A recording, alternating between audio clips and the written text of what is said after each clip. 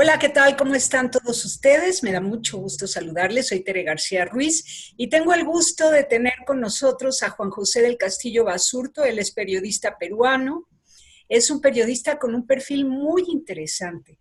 Resulta que lo conocí a través de las redes sociales justamente cuando regresaba de Yucatán, de la zona maya, haciendo yo una investigación sobre la vida de mi tatarabuelo, periodista también, un periodista defensor de la libertad de prensa, un periodista que logró distinguir entre el periodismo de oposición y el periodismo revolucionario, diciendo que el periodismo de oposición es aquel que advierte al gobierno de sus errores, pensando siempre en la mayoría.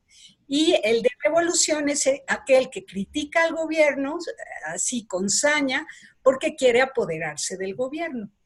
Apasionada de la figura de mi tatarabuelo y encontrando con él muchas coincidencias con mi postura ante la vida como periodista, me topo con que encuentro a un periodista en Perú que está cubriendo la información que desde hace años he seguido de cerca, que es el problema de Valle de Tambo, de la minera Grupo México en Tía María, en la provincia de Islay, y me doy cuenta que él es defensor de los derechos humanos, defensor de los indígenas, defensor del planeta, defensor de la vida. O sea, un perfil así como muy apasionante. Juan José del Castillo, un gusto conocerte y tenerte ahora aquí en Muchas México a través gracias. de este. Un abrazo a ti y a todo tu público y para lo que quieras. Muchas gracias. Pues mira, yo quisiera que nos dieras como una pequeña clase del periodismo que estás haciendo. Es súper interesante cómo en estos tiempos observamos a América Latina despertando desde ese corazón indígena de los pueblos originarios. Vemos también una gran cobertura de los medios de comunicación sobre lo que está pasando en la Amazonia. Ujú. Vemos los brotes de violencia en Ecuador, pero también vemos la dignidad en Bolivia, vemos el intento de México de responder a estos pueblos originarios y dar desde su cosmovisión un beneficio para toda la población mexicana. Vemos por otro lado, y me llama la atención, que la cultura oriental de India y China se va esparciendo por el mundo entero y Ujú. coincide esa visión orientalista con la visión orientalista también de los pueblos indígenas de América Latina, que despiertan y dicen, oigan, también tenemos algo que decir, también tenemos algo que proponer. En México, Marichuy, la que fue Marichuy Patricio, que fue candidata a la presidencia de la República, ella se manifiesta y dice, nosotros no queremos gobernar, pero sí queremos darnos a conocer, que se sepan cuáles son las más de 300 problemáticas que sufren los pueblos originarios de México, que son 70. Imagínate, 70 problemáticas en contra de 70 grupos indígenas bien sólidos, reconocidos a nivel nacional e internacional, porque tienen todos los requisitos para ser declarados indígenas, para que se les reconozca a nivel legal su condición de indígenas y se les proteja como tales. Tenemos que en toda América Latina hay más de 800 grupos indígenas, 522 que cumplen con todos los requisitos y entonces la ley los reconoce como tales y los protege a nivel nacional e internacional. Pero vemos también que hay un aniquilamiento de los indígenas de parte de ciertos sectores. No se les está escuchando en su amor a la vida, al planeta, al medio ambiente. Ahora, aparece un periodista como tú que está tomando en cuenta todos estos factores. Mucho de lo que estoy diciendo ahorita tú lo has dicho, ¿no?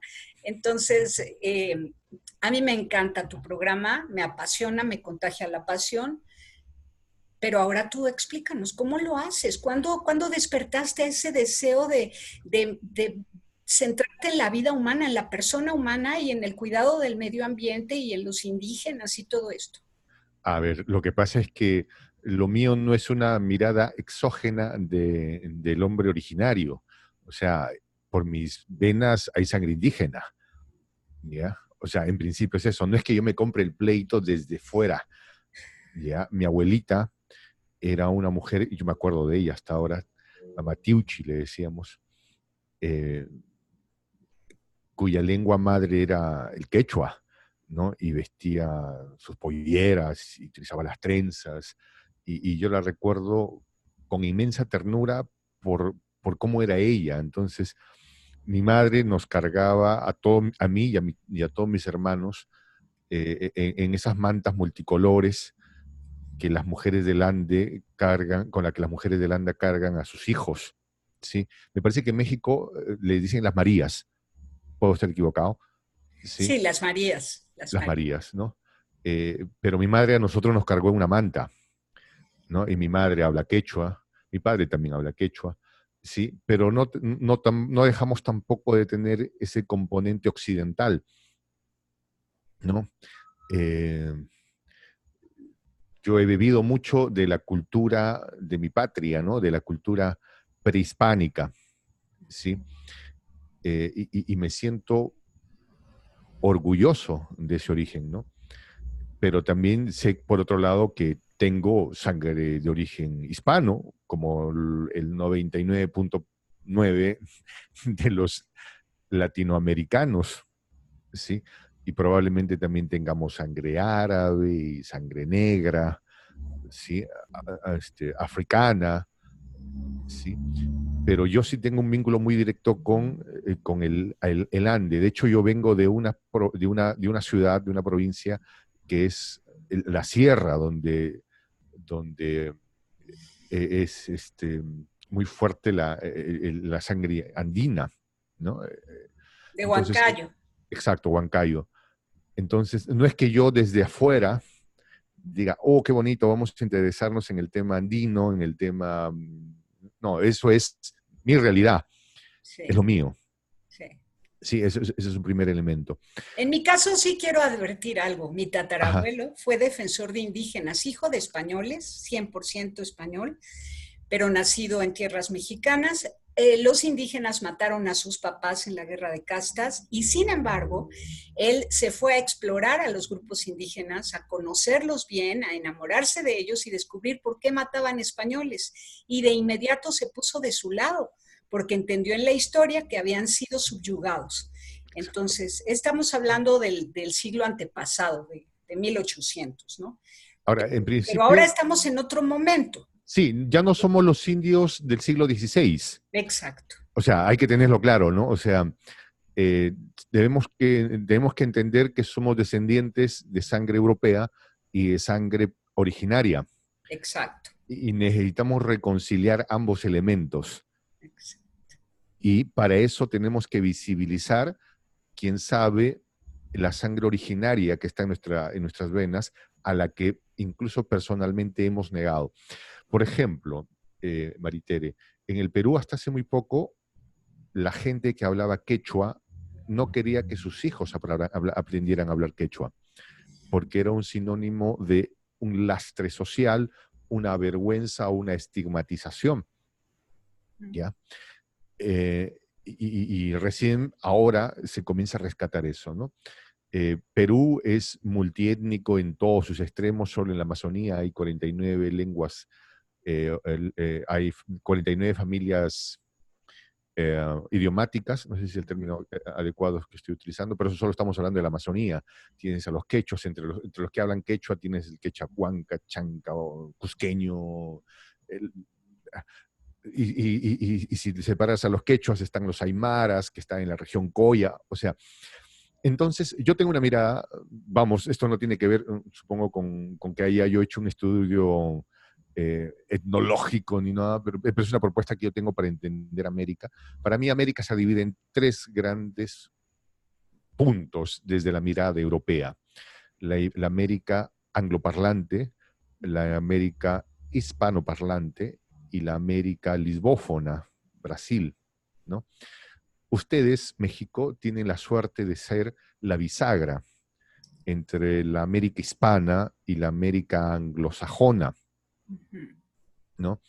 Entonces, acá viene un elemento, no es que porque seas indígena o con sangre indígena tengas que mirar con resentimiento al anglosajón, es que tampoco es la idea, Claro. porque si te das cuenta, encuentras que hay anglosajones que son, quiero utilizar un término mexicano, no sé A ver. si la acierto, ¿no? Pero son así muy, muy madre o muy padre, ¿no? O Muy sea, padre, sí. sí, muy padre, o sea, o sea, si uno revisa Chomsky, por ejemplo, ¿no? Por mencionar a uno, ¿no? Pero los hay tantos, o sea, gente brillante, Hemingway, ¿sí? O sea, y no es porque yo sea hispano o porque sea descendiente de la tierra de los incas, voy a ver de abajo hacia arriba o con resentimiento al anglosajón. Claro. Simplemente es anglosajón Sí, no, de y ninguna nada manera. Y más. tenemos también la influencia de varios filósofos judíos o judeocristianos que han aportado bellezas espirituales para que coinciden plenamente con el mundo orientalista de los indígenas de nuestros pueblos originarios. Ahora, el tema es que lo que viene de Europa es más fácil de entender. ¿Por qué? Porque es, digamos, tres bloques. La América angloparlante, la América hispana y la América lisbófona, ¿no?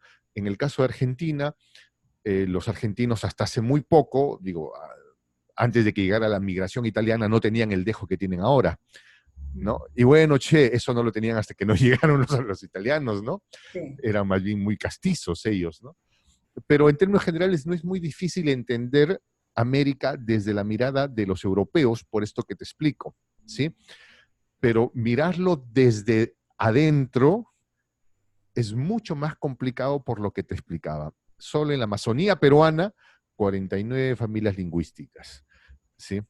En los Andes peruanos, o sea, quechua es una expresión muy grande, porque en realidad el verdadero término era runasini, y había unas variaciones inmensas, y el quechua, entre el cusqueño y el quechua, perdón, entre el cusqueño, que hablaba quechua, entre comillas, y el coya, habían diferencias irreconciliables, históricas, antes de la llegada de los incas, ¿no? Entonces, ¿frente a qué estamos, Tere? Ante una riqueza insospechada que aún no hemos articulado. A ver, ¿por qué países como Uruguay, por ejemplo, han podido desarrollar más prontamente un proyecto de nación, o Chile? ¿Sí? Porque no tenían que enfrentar este reto de tanta diversidad, ¿no? Los chilenos, de origen europeo, la gran mayoría, lamentablemente se terminó con las poblaciones originarias, los argentinos de alguna manera, y Uruguay lo mismo, ¿no? Entonces, Sí. digamos que era, no había tanto, Argentina casi desapareció a los pueblos originarios. salvo con la frontera hacia Brasil. Bolivia, ¿sí? Por Jujuy puede ser, en las Pampas, Ujú. ¿sí? Desde ahí para la costa, sí, pues lamentablemente desaparecieron, ¿no?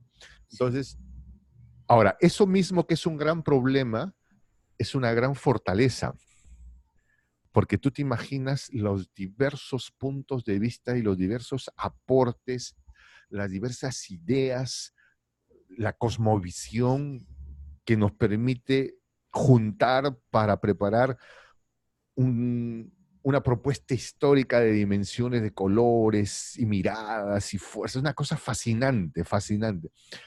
Yo a veces pienso que el que hizo la película Avatar Ujú. tuvo que haber pasado por Latinoamérica, por las Amazonas, ¿no? ¿Sí? Porque no hay manera de entender, o sea, una propuesta de ese tipo, ¿sí? Sino haber visitado ese sentimiento de multicolor, ¿no? Multiemoción, de unas texturas incomparables que es Latinoamérica, ¿sí? El problema es que entre nosotros mismos recién nos estamos reconociendo, María Tere. ¿Por qué Recién tan estamos tarde? viendo, ¿Por qué tan tarde, Juan José? ¿Por qué tan tarde? Mira, porque yo los procesos recuerdo históricos, como periodista hace 30 años, los periodistas que cubrían ecología, medio ambiente, los periodistas defensores de derechos humanos que cubrían todas las exigencias y demandas de atención a los derechos humanos, los periodistas que cubrían indigenismo, eran tildados como los hippies, idealistas, ignorantes, periodistas pobretones, ¿no? Y ahora son aquellos era más fácil periodistas a ser los chayotero que... sí. No, y son los periodistas que necesitamos a la vanguardia y deben ser respetados, porque además no traen ideología, sino que están conscientes de la naturaleza humana, donde definitivamente el ser humano es más feliz en un ambiente natural, que le diluye el ego y lo hace sentirse parte de la creación Es que no es tarde, y Tere. parte de la comunidad, ¿sí? Es que no es Y no, tarde. perdón, No y es- no atiborrados en espacios urbanos donde ya vive la mayoría de la población y con un estado de neurosis tremendo que hay que empezarle a echar Prozac al agua. Sí. Sí, lo dice, lo advierte Lumarinov, ¿no? El autor de más Platón y menos Prozac, Me dice ha ya parecido en... alucinante eso de echarle Prozac al agua para... Pero fíjate, no es tarde, María Tere. Para nada es tarde. Lo que pasa es que desde nuestra mirada de hombres y mujeres que hasta hace 100 años o 150 vivíamos 50 años, en el tiempo de Alejandro Magno la expectativa de vida eran 50 o 60, 55 años, eh, y en la mirada de ahora nuestra, ¿no? Que nuestra expectativa es los 75, 80 en el mejor de los casos, puede resultar doloroso saber que estos procesos son largos, ¿no? Pero es que la historia, y la historia puede tomarse en ritmos distintos. Hay que recordar que cuando los Hicsos, por ejemplo, controlan Egipto, lo hicieron por 500 años, y después de deshacerse de los Hicsos, los egipcios pudieron seguir con un proyecto de nación. El problema es que son procesos históricos de las naciones, y a veces a nosotros como individuos nos choca porque queremos vivir el principio del proceso y el fin del proceso, cuando a lo mejor el buen mandato del de arriba, para quienes creamos en el de arriba, Sí. dice, oye, no te preocupes tanto en el principio, en el fin, vive el now, el aquí y el ahora, ¿no? Lo que te toca aportar en tu tiempo, y como dice Sí. San Agustín, si hay malos tiempos, es porque nosotros somos los tiempos. Entonces, en ese contexto tenemos sí un despertar de la conciencia, un despertar organizacional, social de los pueblos indígenas. ¿Sí? Y es fascinante, te digo, porque yo sí lo he podido ver en mi generación, como cuando yo era niño, hablar quechua, o ponerte un chullo. Chullo es una gorrita con unas orejeras acá y multicolor, ¿sí? Sí. Era como, oye, eso no te pones porque vas a parecer un serrano y los serranos tienen pocas oportunidades en la vida. ¿Ya? O sea, yo lo he visto de niño a ir evolucionando como poco a poco las danzas tradicionales del país primero eran interpretadas en los colegios más fifís, por utilizar un término, ¿no? Y Sí, luego era como, oh, qué interesante, nosotros, o sea, poder sí, sí. utilizar, bailar música andina, ¿no? Porque lo hacían ellos. Pero luego fue abriéndose un proceso de empoderamiento y surge un concepto que es el Cholo Power, Sí, ¿no? ese El lo Cholo, inventaste tú, ese no, tú no, lo no, no, no, no, acuñaste. no, sería bueno que yo lo haya inventado. Este es el trabajo de un investigador de la Universidad Católica del Perú. Ah, qué Yo he bien. tomado la investigación ¿no? Ajá. del Cholo Power, ¿no? Que es la combinación de una palabra quechua con la palabra Gringa. inglesa, claro, ¿no? Porque, entonces, a mí me fascina ese concepto, porque el cholo es la denominación del individuo, pero en quechua, y ya no tiene la necesidad de usar el español como elemento vertebrador, sino se va al anglosajón y dice del cholo power, ¿no? Ujú. Ya, el cholo power, el cholo empoderado, ¿no? Sí, sí. Y que Eh, no, que no se niega, ¿no? Él reconoce su origen, lo ama, lo conoce, lo vive en su corazón, lo transmite, pero al mismo tiempo toma lo mejor de Occidente y emprende y hace negocios, invierte, contrata gente, tiene empleados.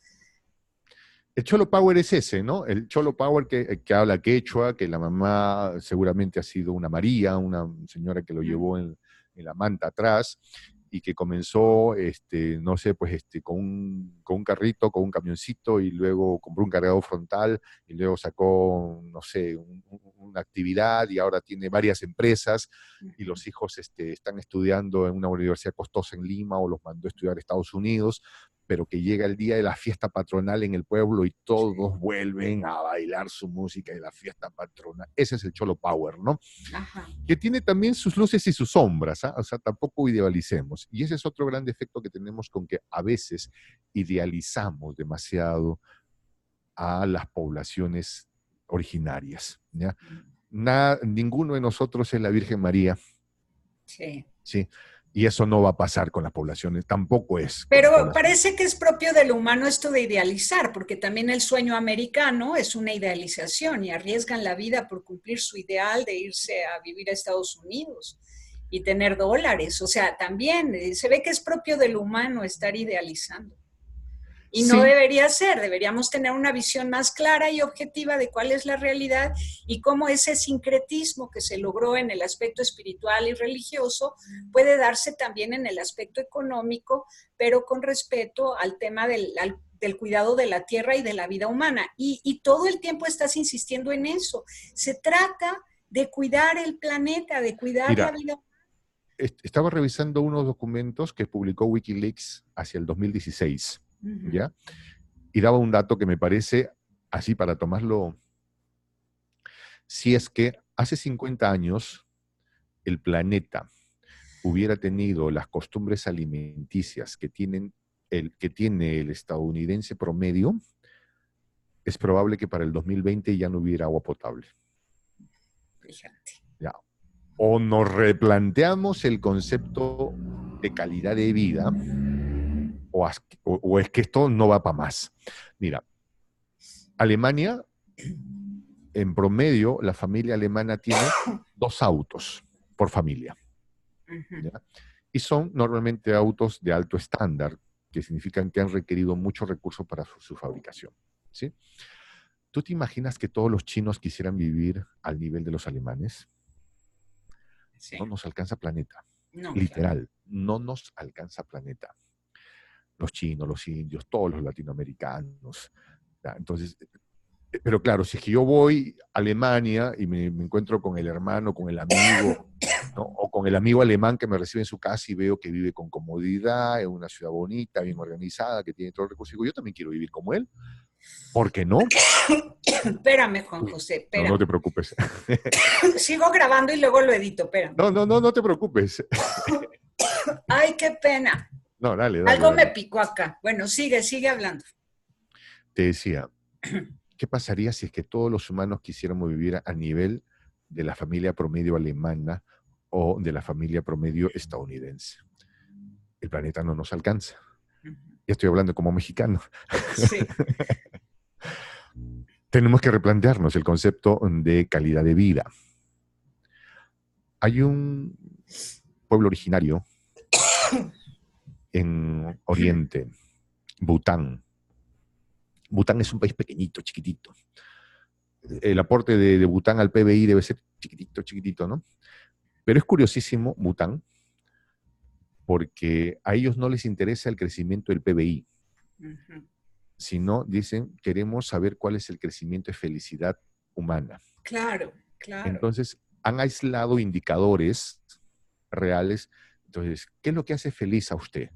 Me hace feliz hablar con mis amigos, me hace feliz reunirme con mis hijos el fin de semana, que mis animales tengan agua, que yo pueda trabajar en el campo. Han aislado aproximadamente 600 indicadores de la felicidad humana. Sí. Y ellos no buscan el crecimiento del PBI, sino estos a fin de año hacen su evaluación, a ver cómo hemos crecido en felicidad humana.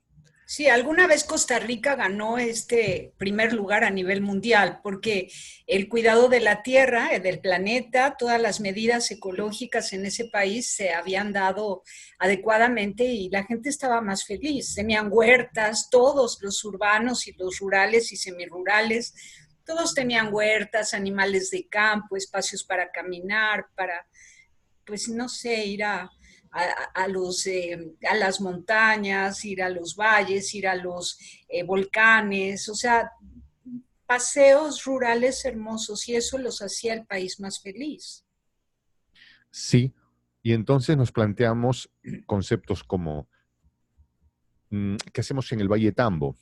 Sacamos el cobre que ahí está valorizado aproximadamente en 20.000 millones de dólares y acabamos con un valle que con 20.000 millones de dólares no lo vuelves a hacer.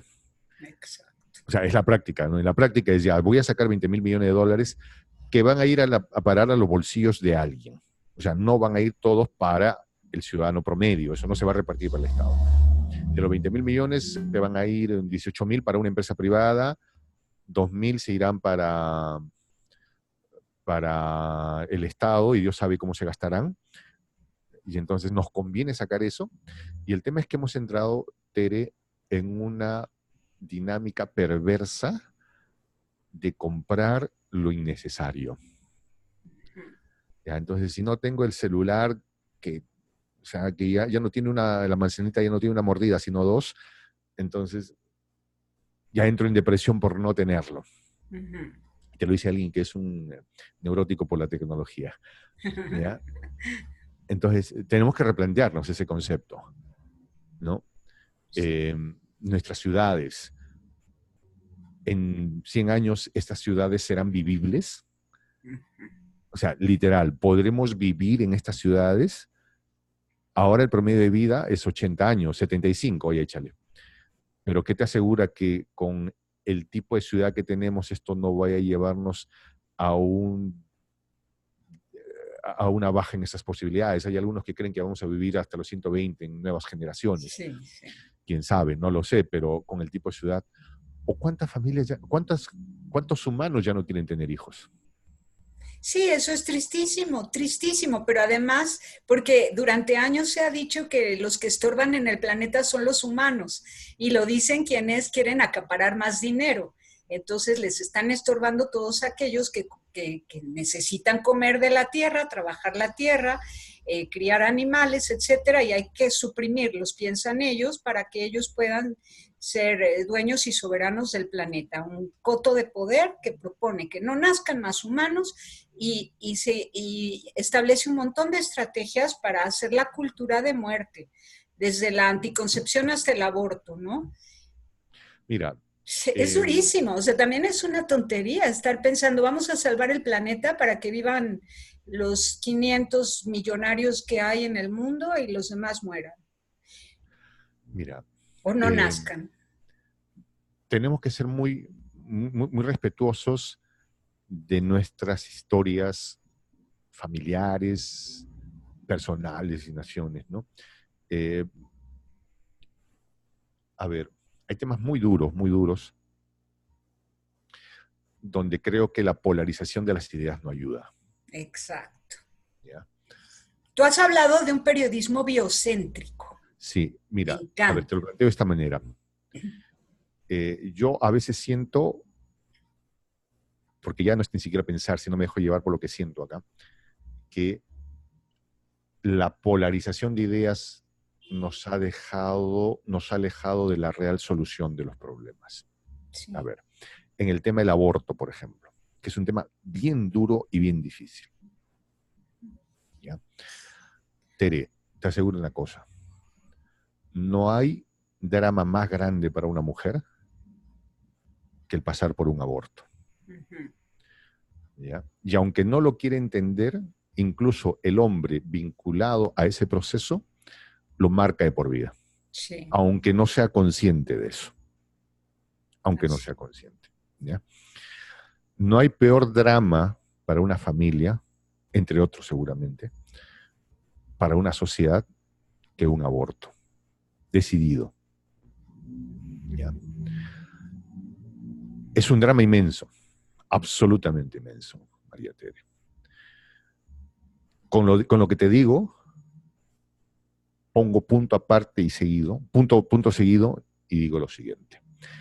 De nada ayuda culpabilizar a una mujer No, que ha claro. vivido un proceso de ese tipo, porque nadie está para juzgar a nadie.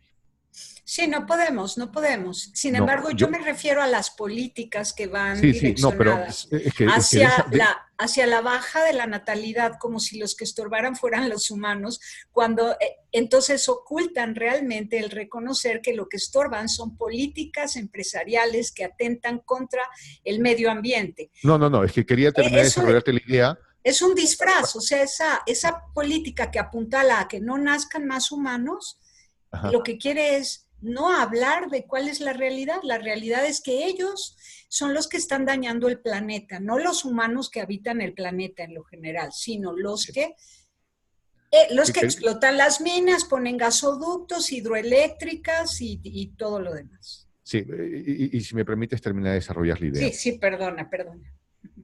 Entonces, lo que menos podemos querer que en nuestra sociedad hayan abortos planeados, lo que menos nos conviene como sociedad, ¿sí?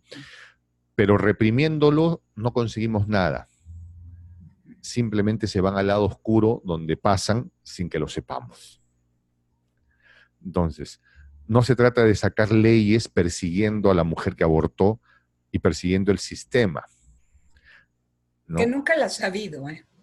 ¿Sí? Entonces, lo que tenemos que hacer es, cuando una mujer queda embarazada y se enfrenta ante la posibilidad de un aborto, es, oye, un momentito, tranquila. Como sociedad, que queremos acompañarte en este proceso. ¿Por qué quieres tomar esa decisión?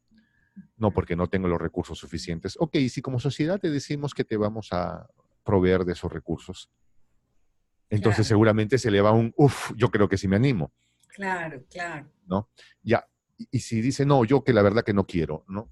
Ya, te vamos a dar otra opción. Y si es que a partir de tu embarazo puedes darle una opción a alguien, ya es otra opción, ¿no? Y si al final insistes, ok, nadie te va a perseguir ni nada, pero yo te aseguro que de esa manera logramos que se reduzca el índice de aborto, porque lo que ahorita no pasa en el mundo, nunca, no se sabe a ciencia cierta cuánta gente vive con ese drama porque se han practicado en lugares donde no se sabe, no hay estadísticas, no se conoce nada, ¿no? Necesitamos transparentar esto.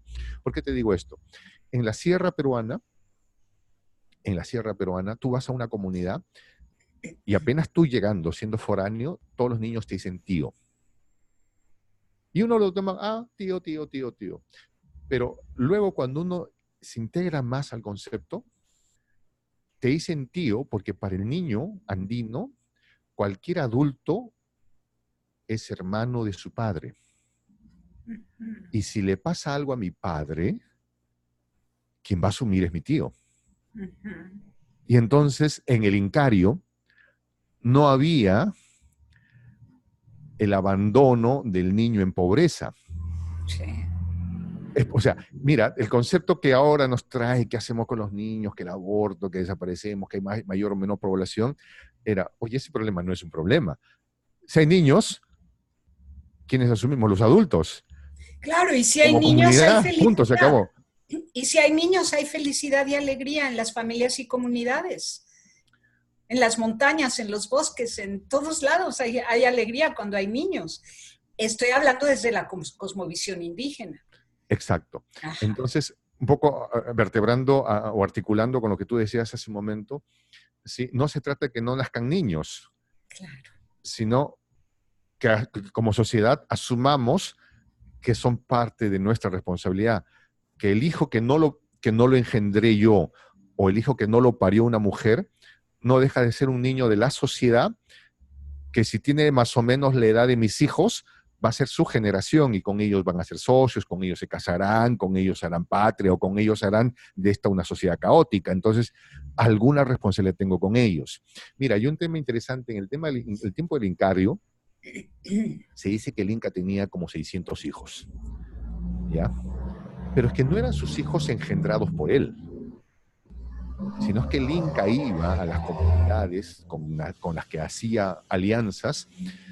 La historia es muy larga, pero llegaba a un acuerdo y le decía al jefe de la comunidad con la que estaba en arreglos, y le decía, ¿y si adopto a tu hijo? ¿Y si me lo llevo? Lo voy a llevar a estudiar al Yachayhuasi. La traducción Yachayhuasi es casa del saber. Era como mandarlo a Harvard a estudiar con los amautas, ¿sí? Entonces, finalmente el Inca tenía, entre los hijos propios de los hijos y de los panacas y los traídos, sumaban 600 más o menos. Y lo curioso es que cualquiera de ellos podía tener derecho a ser el que iba a heredar el Mascaipacha. O sea, no es que tenía porque era hijo de sangre, no. Aquí habían 600 y alguno de ellos podía tener el derecho de decir, yo soy. Qué bonito, precioso. ¿No? Entonces, finalmente todos somos hermanos, María Tere. Exacto, es que ese es el tema. Aquí lo importante es la vida humana y el cuidado de la tierra, Y tú todos tus comentarios los vas dando en ese sentido. Mientras estás informando, vas opinando. Eres experto en armar rompecabezas. Me encanta cómo eres capaz de armar un rompecabezas en un instante, tomando de aquí y allá información de todos lados y tienes el mapa completo, la realidad objetiva y luego opinas. Y cada vez que opinas estás promoviendo el amor a la vida humana y al cuidado de la tierra, sin perder de vista la necesidad de ser innovadores, creadores, emprendedores, generadores de empleo. Entonces, No, pues yo te agradezco por esa no, impresión que tienes sobre mi trabajo. pero dime, en el último año, qué ha pasado en Perú para que tengamos un ejemplo de cómo hace falta un periodismo como el tuyo? ¿Qué ha pasado en el último año? Porque resulta que a partir de Tía María, todos los defensores del medio ambiente, que son los pobladores originarios de Valle de Tambo, la isla de Islay, Islay, perdón, la provincia de Islay, y todos sus vecinos, así como también pueblos del norte, este y oeste, se les unen, hacen manifestaciones. Luego todo esto acaba en un conflicto político, entra la fuerza pública, disuelven el Congreso, a partir de la defensa que la mayoría peruana hace en contra de una explotación minera que destruye el planeta. Y todo se complica y acabamos en un problema político. Tú explícalo mejor. Es que no ha habido ningún problema político, María Teresa. No. No, es que no lo ha habido. ¿Qué ha habido entonces? Lo que aparentemente se ve desde acá hacia afuera, pero en realidad aquí no ha pasado nada. Literal, no ha pasado nada. Y te lo explico de esta manera. Perú, lamentablemente, desde ya, vamos, más de 40 años, 50 por ahí, desde los 80, vive una lógica de depredación, ¿sí? Impuesta por las grandes transnacionales. ¿Cómo funcionan? ¿Cuál es la lógica de estas transnacionales? Tenemos que llevarnos la mayor cantidad de recursos pagando lo menos posible. Si no podemos pagar, mejor, ¿sí? Para eso requieren la complicidad de una clase política a quienes le dan unos centavos de las fortunas que se llevan. Con esos centavos que les dan, son millonarios acá en el Perú. ¿Ya? Sí. O sea, tú te imaginas, ¿no? O sea, acá hay un barrio que se llama San Isidro, que hay caserones inmensos, pues, ¿no? O sea, palacetes. Esos palacetes se han construido con los centavos que le dan de las inmensas fortunas que se llevan. ¿Ya? Entonces, esta clase, este poder fáctico, esta clase política, está al servicio de estas grandes corporaciones, cuyas decisiones, estrategias, muchas veces nosotros ni conocemos. Pero quien da cara es esta clase política. El problema con esta clase política, con la que teníamos, es que ya era muy evidente que habían sido unos sinvergüenzas a todo calibre. ¿Ya? Sí. Entonces ya era más que evidente, todos los presidentes presos, o si no presos, enjuiciados, ya faltó uno que se suicidó, o sea, toda la clase política súper desacreditada. Sí. Entonces, y las grandes corporaciones, los empresarios y las transnacionales quedaban inmunes, sus presidentes se iban a la cárcel y... Ahí ¿por qué te explico que no pasó nada? Entonces, las grandes corporaciones que se servían de esta clase política dijeron, necesitamos otra nueva clase política que cumpla la misma función, pero que esté nueva. ¿Ya? Entonces, lo que hemos vivido hace poco, que se cerró el Congreso y que Vizcarra llama a otras nuevas elecciones, ha sido desaparecer una clase política corrupta y evidentemente corrupta, o sea, no solo corrupta, sino que ya se sabía que era corrupta, sí. Y ha sido cambiada por otra clase política corrupta, pero que todavía no es evidente. Sí. Ya, o sea, no ha pasado nada. Solamente cambiaron de rostro y nombres, pero siguen siendo los mismos. De títeres. Con la misma línea de pensamiento y mientras tanto los indígenas, campesinos y defensores del medio ambiente siguen en paro nacional y ya llevan más de 90 días en no poder trabajar ni hacer nada, porque ellos insisten en que hay que cuidar el planeta y hay que sacar a las mineras que están haciendo un atentado contra la felicidad humana, el estilo de vida, la cultura y la familia. No. Entonces, mira, ahora sí queda claro que acá en el Perú no ha pasado nada. Sí, sí, te entiendo. Lo que hemos vivido ha sido un show. El movimiento indígena aún no tiene la fuerza que tiene el movimiento indígena, por ejemplo, en Ecuador. Ya que te sube el combustible, en 48 horas estuvieron en Quito y le dijeron al presidente Lenín Moreno: a ver, compadre, dinos en nuestra cara que vas a subir el combustible, o te recordamos que hay un artículo en la Constitución que dice que ante convulsión social grave convocas a elecciones. Y le plantaron cara al presidente y el presidente dijo: perdón, digo, muchachos, y dio el retroceso. O sea, en el Perú todavía no tenemos un movimiento indígena tan poderoso como el que tiene Ecuador y como el que ustedes tienen en Chiapas, por ejemplo, y en el sur de México. Pues te diré que lamentablemente hay una migración enorme de los chiapanecos, cosa nunca antes vista. Qué tristeza. Sí, porque les están metiendo hidroeléctricas en sus tierras, les están metiendo gasoductos, trasvases de ríos y se están quedando sin espacios para vivir en paz. Entonces se están dispersando por las ciudades. Algo increíble. Nunca habían migrado los indígenas de Chiapas y ahora ya lo están haciendo. Entonces, los poderes fácticos, como tú dices, que son los corporativos que mangonean a los que intentan gobernar, están pues perseverando en su intento de explotar la tierra al modo en el que ellos quieren y están desplazando gente. Este problema de la migración a nivel mundial tiene todo que ver con ese sistema económico que le llamamos neoliberal. Yo todavía no entiendo muy bien por qué decimos sistema económico neoliberal, pero hasta donde alcanzo a ver es que es un sistema injusto donde unos cuantos se quedan con todos los bienes de la tierra, considerando los recursos comerciales y no bienes naturales, que son para el bien común, para la vida del ser humano. Entonces, su forma de pensar es tan distinta a la lógica que se tiene cuando se vive en armonía con la naturaleza, que por supuesto los pueblos indígenas ahora están despertando y defendiendo territorios, tierra y agua, están defendiendo tierra y agua y trabajo, su trabajo natural, que es la crianza de animales, la agricultura, la pesca, pero no los entienden, no los escuchan. En lo que vamos a terminar todos en el planeta si es que no nos dedicamos a cuidar el planeta. O sea, ya sabes eso, aquello que dijo Einstein, ¿no? Lo de las abejitas. No sé, puedo estar equivocado. Einstein dijo: yo no sé cómo va a ser la Tercera Guerra Mundial, pero sí que la cuarta va a ser a palos y garrotes, ¿no? Porque vamos a volver a la época de las cavernas. Puedo estar equivocado, no sé si lo dijo Einstein. Sea quien sea que lo haya dicho, ¿qué podemos hacer? ¿Cuál es el periodismo que tú propones? Pero mira, yo sí veo con mucho entusiasmo estos procesos. Yo soy convencido de que las cosas están bien. Soy muy optimista. Veo gente buena cada vez más. ¿Sí? ¿Sabes qué? La gente ha encontrado esto.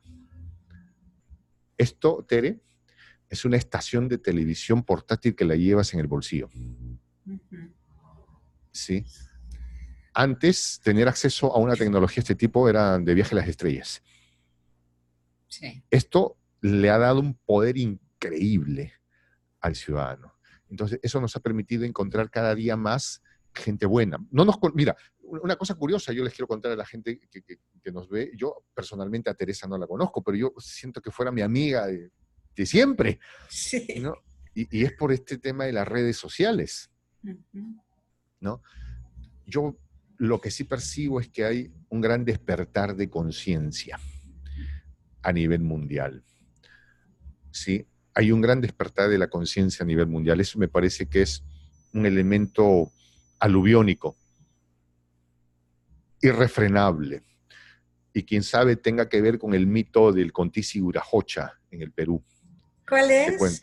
Cuando llegaron los españoles, la mitad, o sea, padres nuestros también, porque también tengo sangre española, sí.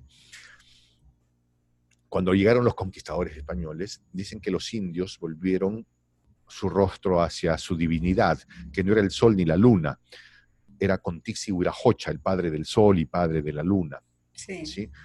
Y le dijeron, Contixi-Huirajocha, ayúdanos que han llegado los invasores. Y Contixi-Huirajocha dijo, no, yo no puedo, yo me tengo que ir. Este es su tema, ustedes lo resuelven. Pero en 500 años volveré. Entonces ya está volviendo.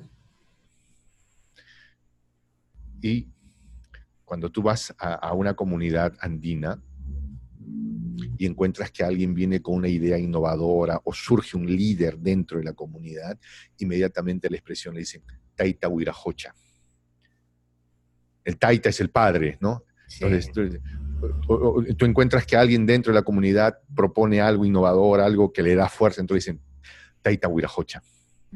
O sea, se siente el retorno del Taita Huirajocha.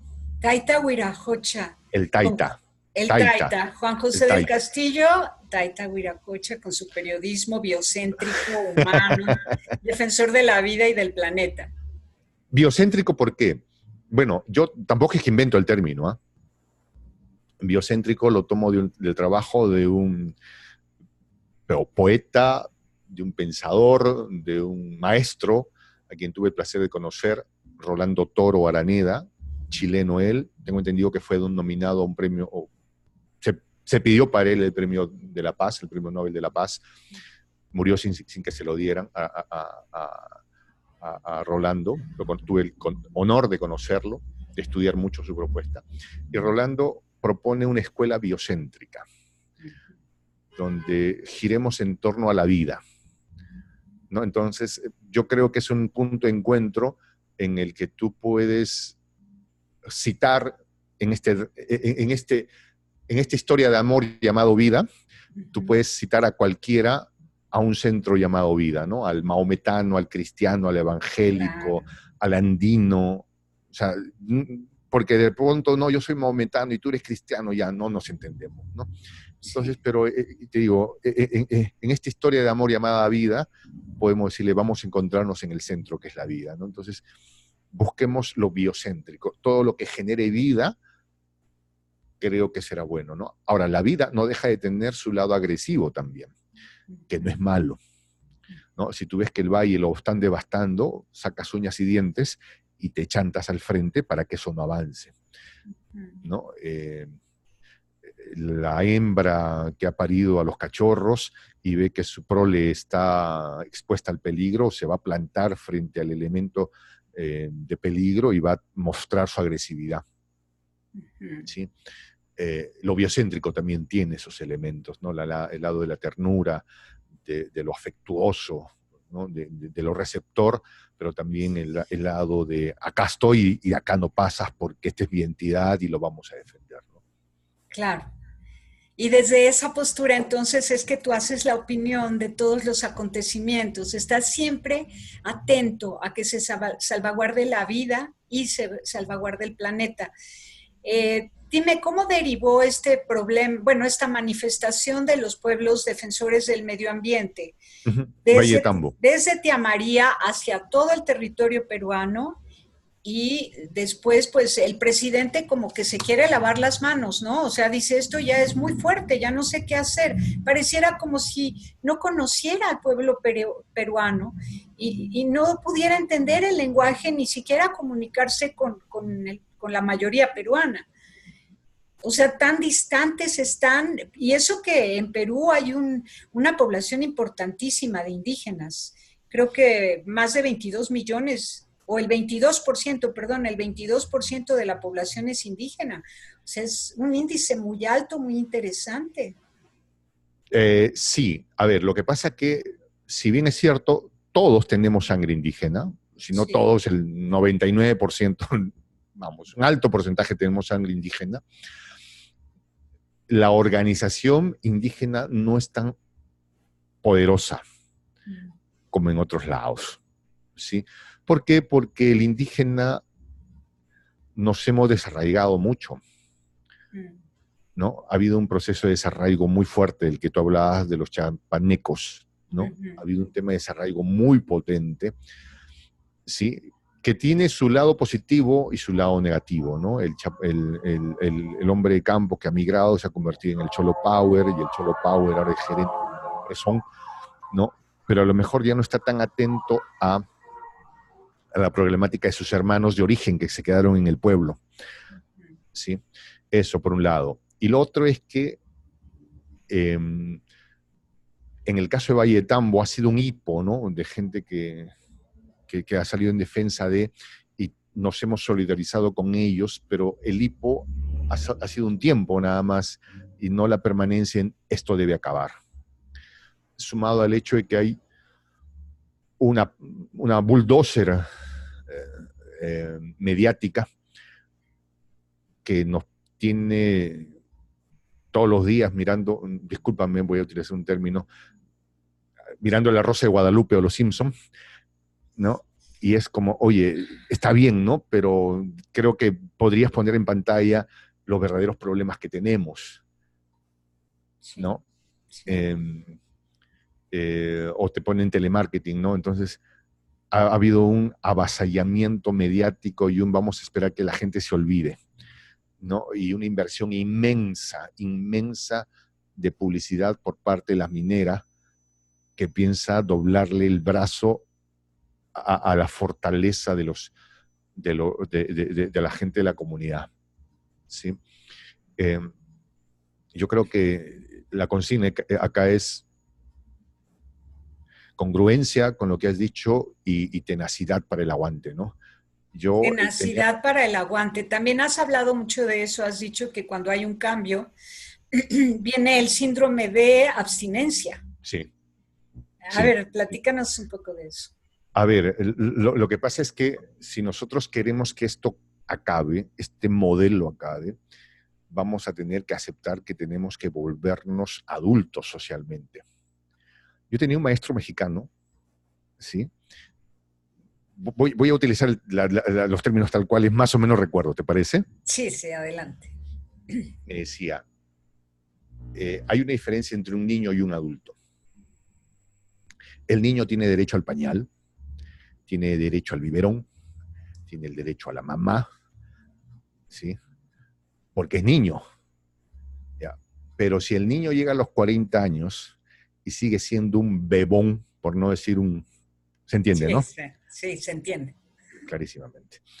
Entonces, como es un bebón de 40 o 50 años y ya no tiene biberón, botellas, a chupar todo lo que pueda, ¿no es cierto? Como no está la mamá, mujeres en extremo de incomprometerse con nadie, ¿no? De no comprometerse con nadie. Y como no tiene pañal, la caga toda. Es tal como me lo explicaba un maestro mexicano que yo tuve, ¿sí? Esa conducta, María Tere, también la vemos en la sociedad. Tenemos en algún momento una sociedad infantil que pretende encontrar un salvador para que le resuelva el problema, porque como sociedad no queremos hacerlo nosotros. Y entonces viene un salvador que un tiempo nos gobierna bien, nos trata bonito, y el día en que ella quiere nos trata con palo. Y luego volvemos a decir, uy, qué mal. No, la responsabilidad fue tuya, que lo elegiste o que lo dejaste gobernar. Entonces tú necesitas cambiar eso y decir, ahora te conviertes en adulto. ¿Ya? Esta tiene que convertirse en una sociedad adulta, capaz de innovar, de producir y de vender lo que genere. ¿Ya? Esto es súper importante y además se pone por delante de lo otro que ha venido ocurriendo, que son la creación de sociedades intermedias, organizaciones no lucrativas, organizaciones de la sociedad civil que intentan servir de puente entre el gobierno, la empresa y el pueblo pobre, marginado. Entonces les asisten, les promueven, les liberan, pero no han surgido muchas de estas organizaciones del pueblo mismo, sino de personas urbanas que no tienen ningún problema en la vida y que intentan hacer el bien.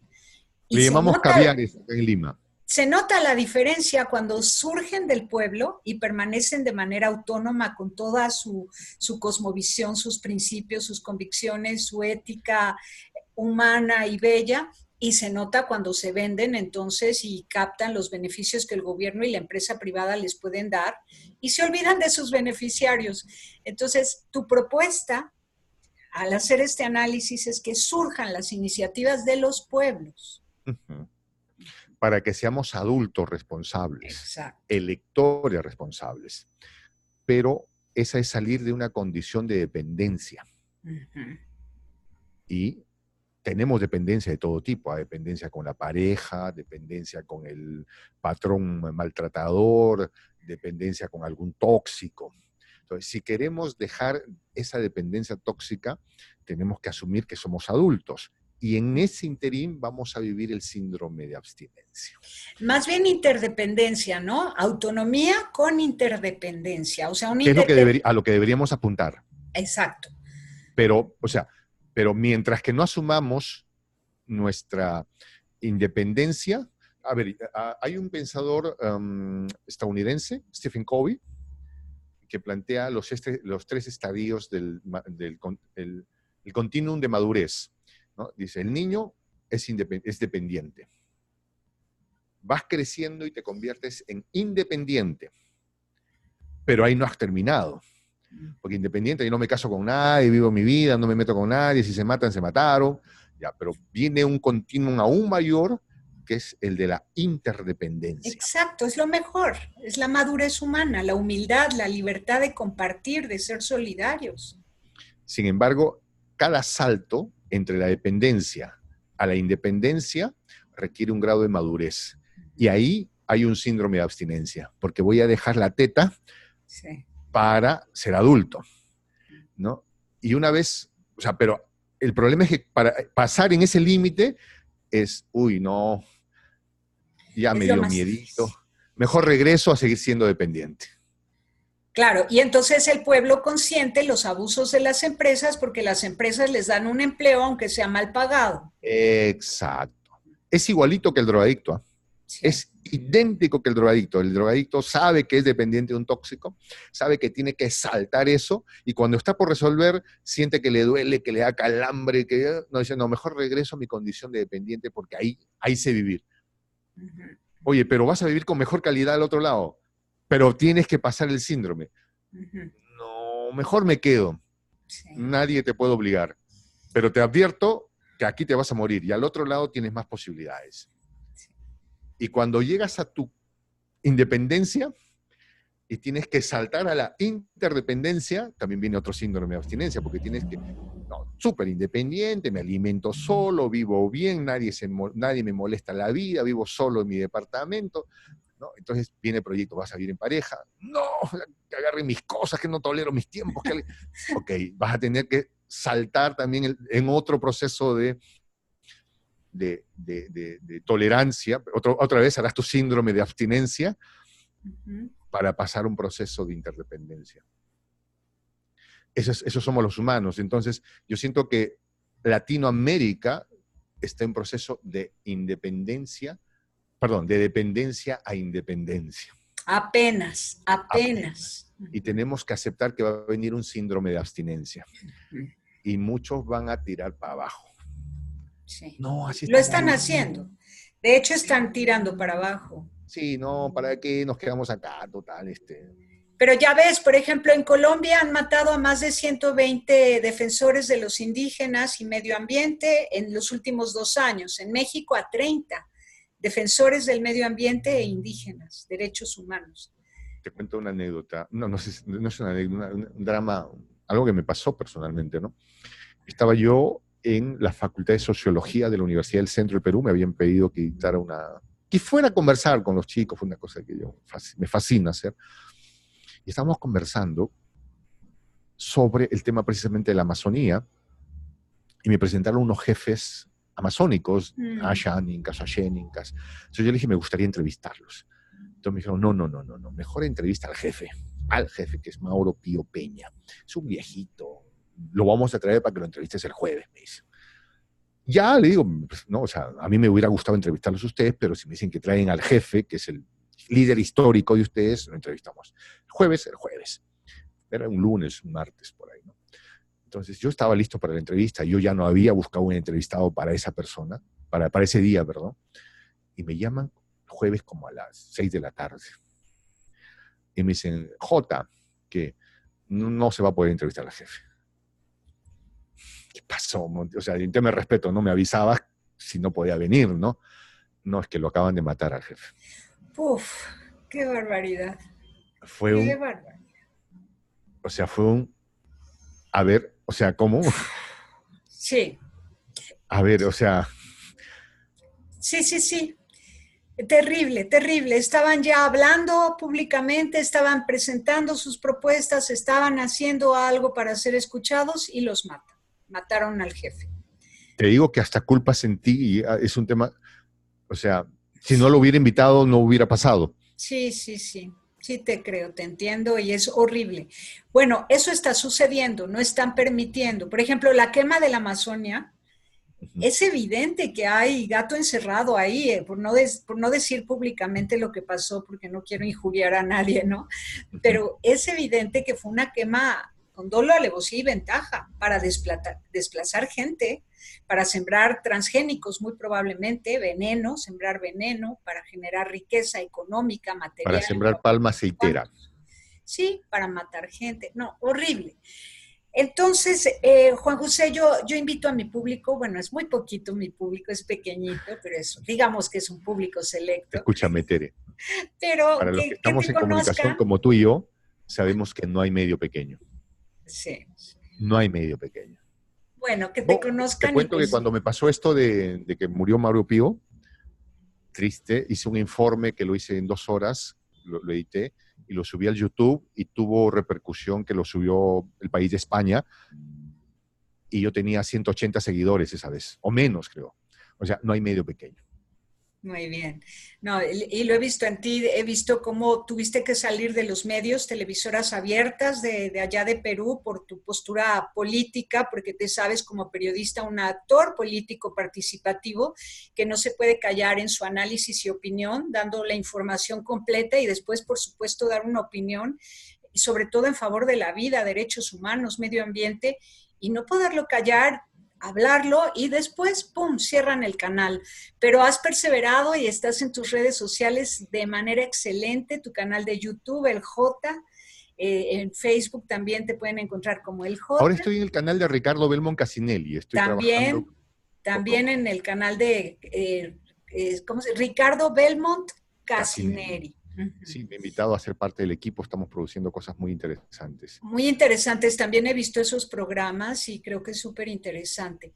Ahora, en la única cosa que me distancio un poco respecto de tu apertura al hablar es Ujú, que yo no daría la vida por ningún gobernador, ujú. presidente de ningún país, ¿no? Y lo aprendí de San Agustín que dijo, nos aconseja nunca jamás alabar en demasía a alguien, porque puede ser que Lo hice por AMLO. sí, claro, porque hasta que la gente muere te enteras de realmente cómo fue su biografía y cuál fue su aportación política. Es hasta después. Mientras tanto, sí dar noticia de lo que hacen, dicen. A ver, lo que pasa es que yo siento que todos los hombres somos de luces y de sombras. Exacto, eso hay que Si fuéramos decirlo, de de luces, no estaríamos sombras. acá. No perder de vista que somos de luces y de sombras. Sí, yo soy absolutamente consciente de eso. Ah, bueno. Somos de luces y de sombras. Sin embargo, tú has dicho algo que también me define muy bien. Yo, más que un comunicador, porque yo no tengo formación de periodista, déjame decirte, ¿sí? Yo soy un actor político. Sí, O sea, eso me va en la sangre. sí, sí. ¿Ya? O sea, yo sueño, pienso, vivo, como pensando en política. Claro, porque estás bien educado en ciudadanía y todos deberíamos estar educados en ciudadanía. Ahora, la política no necesariamente es yo quiero que me elijas para. Ajá. ¿Ya? La política es eh, quiero aportar a este proyecto nación a partir de mis ideas y de mi práctica. ¿Sí? Yo estoy viendo con mucho entusiasmo el proceso que ustedes viven ahora. Y además siento particular admiración, decía yo, porque México es la bisagra entre Latinoamérica hispana, o la América hispana, mejor dicho, y la América angloparlante. Uh -huh. quién sabe ustedes, estando allá, no se dan cuenta de ese valor, ¿ah? No, sí, sí sabemos Por- porque el detrimento de nuestra cultura mexicana ha sido gravísimo por la cultura anglosajona, esa demasiado materializada, materialista, individualista. el O sea, ha habido anglosajón, mucha influencia. El ser humano, el mexicano, concretamente el mexicano se volvió consumidor en lugar de ser persona. Era persona y se volvió consumidor. Ahí se le fue de las manos toda la dignidad, toda la moral, la ética, la familia, el amor, la ternura, el cuidado de la tierra, los cultivos tradicionales, el maíz originario, todo se perdió porque se volvió consumidor, dejó de ser persona. O sea, entendiendo persona con sí, todo lo que eso significa, ¿no? pero también eso, ah, en economía, Friedman, no, no era Friedman, Smith decía, cuando algo pierdes, algo ganas. ¿Sí? Cuando algo pierdes, algo ganas. ¿Sí? A veces las pérdidas son más grandes de las ganancias. El tema es que ustedes, siendo México, esa bisagra entre la América hispana y la América angloparlante, nos sirve como un referente, ¿sí? De las posibilidades que puedan abrirse en este tiempo político. ¿Sí? Insisto, o sea, todos somos de luces y de sombras. Incluso, mira, voy a decir algo que puede meterme en problemas, ¿no? Pinochet, el tipo que gobernó la Alemania entre el 30 y el 44, no voy a mencionarlo, ¿no? El gobernante alemán, ruso que estuvo en el mismo tiempo, no voy a mencionarlo.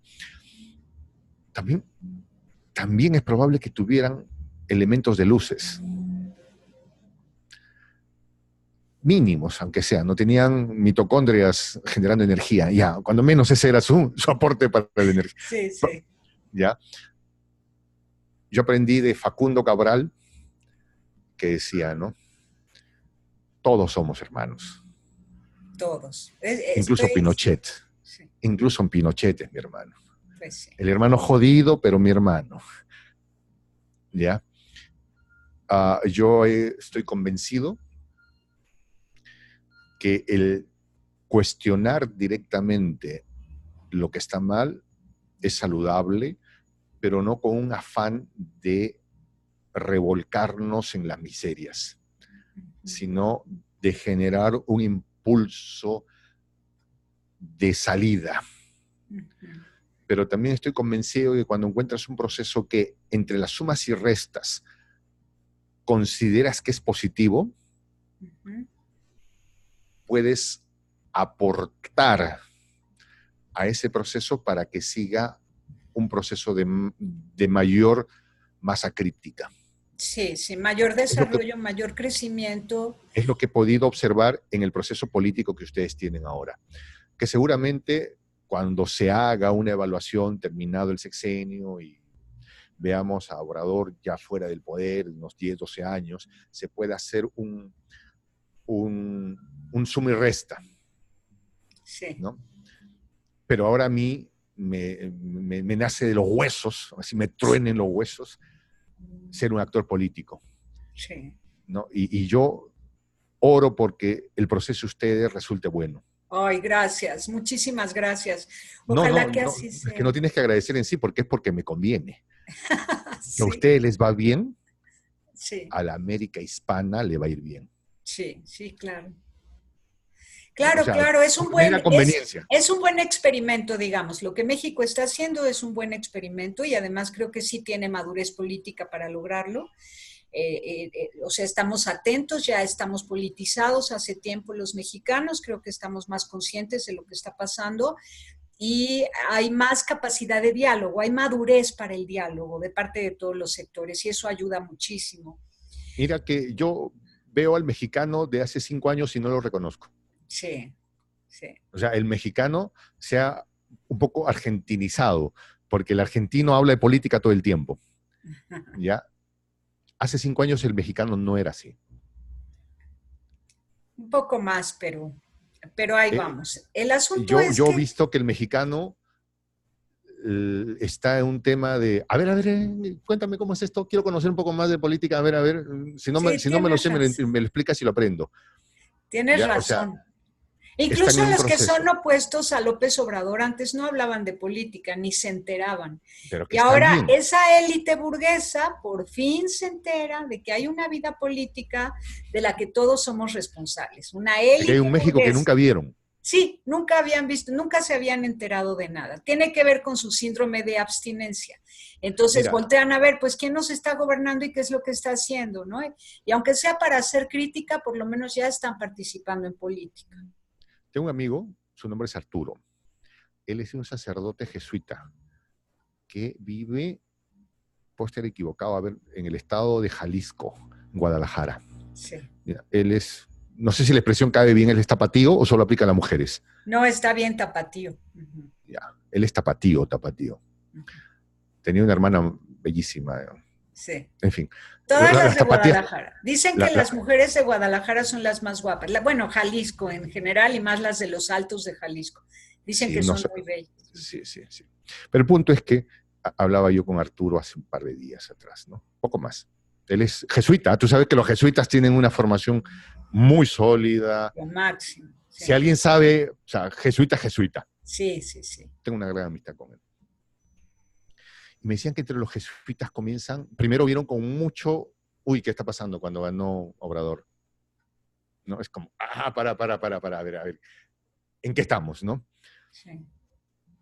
Y este hermano, amigo mío jesuita, me decía que entre ellos mismos comienzan a replantear hasta qué punto es válido lo que se pueda estar avanzando y hasta qué punto no era el cuco que algunos creyeron que era.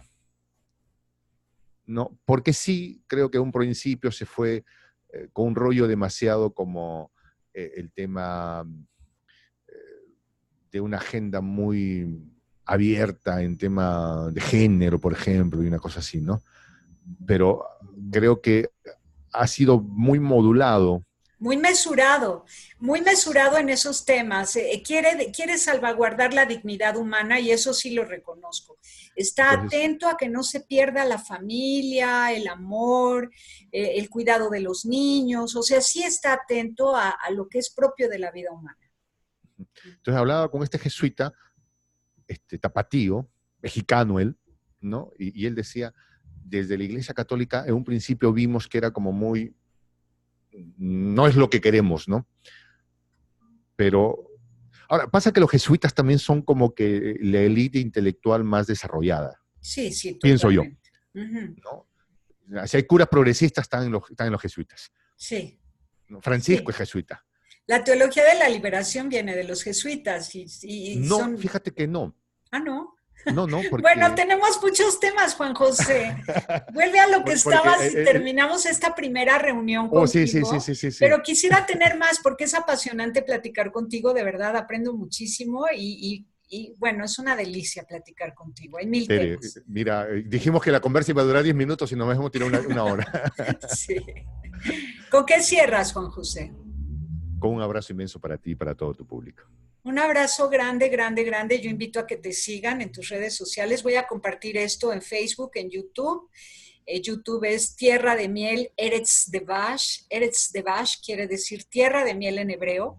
Uh-huh, Me posiciono en la vida desde la filosofía judeocristiana y uh-huh. entrevisto a las personas en las que reconozco un talento muy especial, que son apasionados de su misión. Y a ti, pues por eso te he querido entrevistar, para que te conozcan mis amigos. Tengo muchos amigos periodistas y pues tu forma de hacer periodismo, porque aunque digas que no eres periodista, eres un investigador nato, un científico de la Creo que si soy política. periodista es porque salgo periódicamente. Sí, no. Pero tu carrera, ¿cuál es? Tu carrera de origen. Mira, yo me formé, inicialmente iba a ser abogado, iba a ser psicólogo. Al final me terminé enamorando de la vida y avanzando a trancas y barrancas. Precioso, un periodista empírico, es el Ya, maravilloso. graduado del YouTube. Y un autodidacta increíble, porque eres también un historiador, o sea, en tus participaciones, en tus presentaciones, todo el tiempo estás contando detalles de la historia, no solo de Perú, sino la historia latinoamericana, historia universal. Así que libre de toda inducción de cualquier autoridad académica, tú has Sí. sido un libre buscador de la verdad, de la historia, de lo que la cosa es, y tal vez por eso tu perfil llama tanto la atención. Así que Obvio. enhorabuena, Te cuento que el enhorabuena. otro día hablaba con un amigo que es psiquiatra, mi pata, es mi hermano, mi brother, mi guaije, en quechua guaije es hermano, ¿no? Él es psiquiatra. Y he llegado a la sospecha que yo debo tener, que yo debo ser espectro Asperger. Ah, sí. Sí, literal. ¿Ya? Entonces yo no lo sabía de niño me hubiera ayudado mucho saberlo. Pues ese es otro tema en común. A ver, pon la mano así, Dale, chócalas. que en serio. Chócalas, sí. Lo platicamos después. Muchísimas gracias, Juan José. Te Un abrazo abrazo con el inmenso. corazón. Bye Gracias, bye. amigo. Un abrazo fuerte. Chao. Pásenla bien haciendo el bien. Hasta la próxima.